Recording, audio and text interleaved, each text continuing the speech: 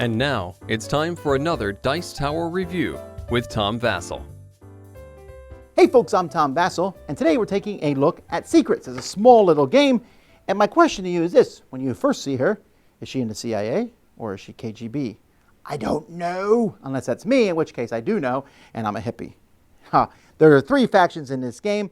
You are deciding whether you want to be on the, you don't decide who you're going to be. You're trying to get the most points for your team, unless in case you're a hippie, in which case you don't want any points. So there's some fascinating back and forth. This is a Bruno Faidutti, Eric Lang game.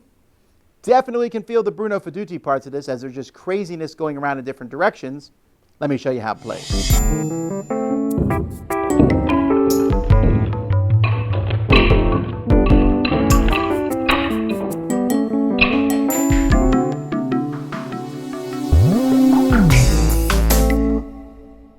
At the beginning of the game, you're going to be making teams. So you have folks who are in the CIA, in the KGB, or the filthy hippies. And so what you're going to do is you're going to take a certain amount depending on the number of players. So let's say we're playing a 6-player game. I would take 3 of these, and 1 hippie. The rest aren't involved. So there's always going to be 1 or 2 hippies, and then the teams are going to be as evenly as possible. You'll take these tiles. By the way, they're nice, big, thick tiles. You'll shuffle them up, and everyone is going to get 1. So in the 6 players, these would be the six people here in the game, and then 1 in the middle. So no one knows that no one person's not in the CIA. This card's out here. A bunch of character cards is going to be shuffled. Now, depending on the number of players, you will get to look at your own for sure. So okay, I'm on the KGB, and then in a 6-player game, for example, you can also look at the person to my right. So I look at theirs and ooh, they're CIA. Boo. And that's it. You're not allowed to look at these tokens at any other time. So one person will go first, and on a person's turn, they're going to draw 2 cards here. From the character cards, they are going to look at these cards. Now, if they're the same card, there's 8 different characters, but if you get the same card, you draw until you have 2 different characters.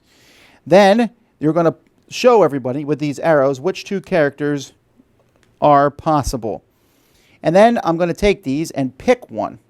And I'm going to offer that. So I might pick this one, for example. I'll offer that to one of the other players. That player, if they accept it, they take the card and they put it in front of him. If they refuse it, I have to keep it and put it in front of me. If one person has fewer cards than every other player, they'll get the United Nations token. And if you have the United Nations token and someone offers someone else a card, you can say, nope, I'm getting the card instead. So that's just kind of a thing if someone's being left out completely. Now, what do the cards mean? This is what matters. If you take a card. So if you get the psychiatrist, that's worth -1 point in front of you, but you get to swap 2 people's tokens. If you get the double agent, you can swap your token with the center of the table and then see what I am now. Ooh, so now I've switched to the CIA. If I take the journalist one, I get 3 points, but I have to show my token to everybody else. Not a really good thing to have.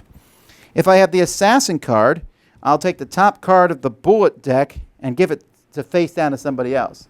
So these bullet cards are going to be 0, -1, -2, and -3 points. You don't want those. So whoever gets the assassin can do that. If I take the politician, I don't put it in my display. I have to give it to somebody else, but then I can look at their token. Another KGB. The scientist is great. Scientist is worth 5 points. However, if I get 2 scientists, all the cards in front of me are flipped face down. The detective is -2, but I can look at someone else's token, even my own. The diplomat is 1 point, so I show this one to everybody, then everyone else closes their eyes, and I switch this with somebody else's so they don't know what's going on. So this will keep going. If somebody gets 5 cards in front of them, or 4 if you're playing with 7 or more, then the game ends at the end of the turn.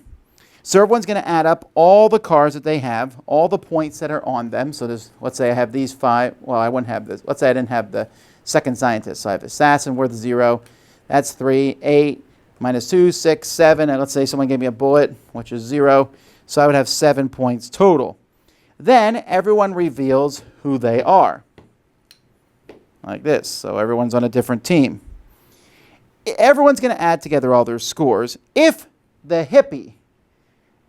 any hippie, if there's 2 hippies, has the lowest score of anybody with no tie, then the hippie wins by themselves. Otherwise, the two teams will add their scores, and whoever has the highest total score wins. That team wins, and that's it. So that's how you play. Now, first of all, I got to give mad props for these pieces. I love these. You know, most games have a card. This one has a nice big. These things, you know, they clink on the table. They're very obvious what you are on them. The cards are nice and big with colors. Have this nice 1970s, 80s style theming going on there. The whole thing is just really cool. And so the production-wise, great. Each player also gets a nice card that tells them exactly what all 8 of the characters do. And then after that, it's essentially just a mix between cockroach poker and then one of Bruno Faidutti's where there's all these special abilities and stuff going on. Cockroach poker, if you've never played that game, is a game where you just offer a card to someone else and they accept it or give it back to you, and it's good or bad, right? That's the whole thing. That's how this works too. I'm offering you a card and you have to decide whether it's good or bad. Now this gets crazy stressful when those 5s are out there. Once you take a 5, then you're sitting there going, I don't want another one. And every time someone has a possibility, one of the cards is a 5 and they offer it to you, you're like, well, there's no way I'm taking this because it's the other 5. But maybe they know that I'm going to say no and they want the other card. No, but they want a 5. But they also have 5. Oh, why would they offer me the 5? And it can get very stressful. But the cards are more nuanced than that. Some of the cards give fewer points but let you do something cool. Sometimes you want fewer points. So maybe you're the hippie and you want another 5 and then you bust. Of course, on the very next turn, you might not be the hippie anymore. And so you've got to realize, first of all, that there's a level of chaos in this game. It's just all kinds of crazy stuff's going to be happening. It's actually more controlled with 4 players, which I think is the lowest count here. It's, I believe, 4 to 8 players. And when you have the 4 to 8 players, the floor feels a little bit more, okay, I know what's going on. You start going beyond that, and it's crazy. And you look suspiciously at everybody, not so much that they're on the other team. You know, CIA, KGB, figure out what team they're on, fine. It's that filthy hippie. Where is that person? They're trying to score the fewest points because they could win the game. So it's not a bad thing if you're the KGB, and I know there's 3 of us on our team, and I know who all 3 of us are after doing some chips, to make sure one of us has very few points or no points at all. Who cares? We'll get all the points, thank you. You keep your points low just to stop the hippie from winning. So there's a lot of thinking and double thinking and back and forth with the cards and moving the tokens, and sometimes your token's moved and you don't even know it's moved and you wonder, have I changed? Or you show your token to everybody else. So there's a lot of that in here. Now some people are not going to like it because of that randomness. There's a lot going on in here. And even though the game is, like I said, Eric Lang and Bruno Faidutti, I'm not really sure, you know, I like a lot of what Eric Lang does in his games, but I feel like this game almost feels like it was completely designed by Bruno because it really has a lot of his trademarks all over it. And I like it. It's not something I'd want to play all the time, but it's a welcome change from some social deduction games. You're sitting there like, oh, and you're thinking hard, and there's yelling and arguing. Here it's more silly fun because your loyalties could change at the drop of a hat. I was all for America. Now bring on the red flag because Mother Russia.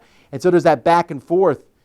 And games don't take that long either. Someone's going to get 5 cards pretty quickly. So I've always thought the idea of cockroach poker and things like that, offer something to someone and they don't want it.